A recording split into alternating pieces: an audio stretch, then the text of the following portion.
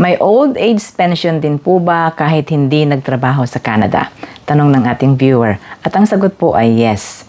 Ayon sa website ng canada.ca, hindi batayan ang inyong pagtatrabaho, ang inyong employment sa pagkakaroon ng Old Age Security Pension o ang OAS.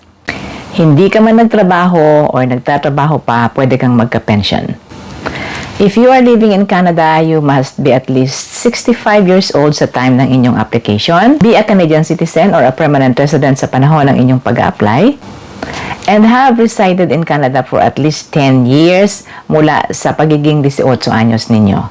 Yung residency guys, hindi po kasama yung pagiging temporary. Halimbawa po ay visitor or student.